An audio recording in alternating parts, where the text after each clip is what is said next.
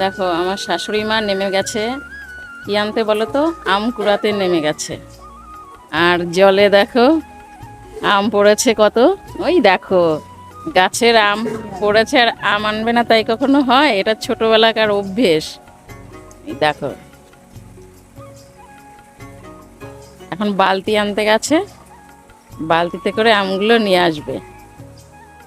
এই দেখো কত আম পড়েছে সেটা দেখো।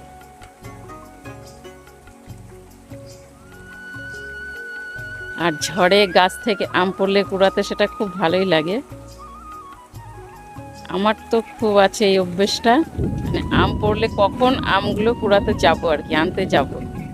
দেখো অনেকগুলোই পেয়েছে, জলের মধ্যে দেখা যাচ্ছে না, তবু হলুদ হলুদ হয়ে আছে, অনেক আম পড়ে গেছে গাছ থেকে। আর ঝড় প্রচুর হয়েছে, অনেক দূরে চলে গেছে আম ছিটকে। দেখো বালতিটা আমি মানে আগিয়ে দিই, অনেক আম পেয়েছে তো। দেখো কত আম পড়েছে সেটা দেখো। এই দেখো কত আম পড়েছে, বাহ। আর হলুদ হয়ে গেছে, গাছের মধ্যে পেকে হলুদ হয়ে গেছে আমগুলো।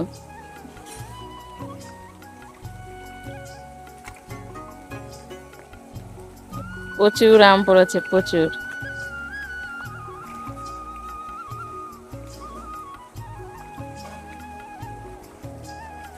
এবার বাড়ির মধ্যে পড়েছে, দেখি কটা। এই দেখো ওই দিকটায় পড়েছে কতগুলো।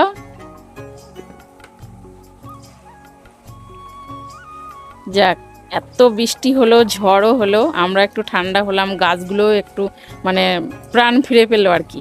এত রোদ গরমের তাপ, আমরা তো মানে গরমে শেষই হয়ে যাচ্ছিলাম, তো এখন বৃষ্টিটা হয়ে একটু ঠান্ডা হলাম। তোমাদের কেমন লাগলো বৃষ্টিটা হয়ে সেটা একটু কমেন্ট করে জানিও। দেখো মার আম কুড়ানো শেষই হচ্ছে না। দেখো অনেকগুলো পেয়ে গেছে, দেখেছো? 2 হাত ভরে আম কুড়িয়ে ফেলেছে। দেন দেখো কতগুলো আম হয়েছে, আর পাকা, গাছ পাকা হিমসাগর, দেখেছো? আবার ফেটেও গেছে। অত উঁচু থেকে পড়লে কি হবে?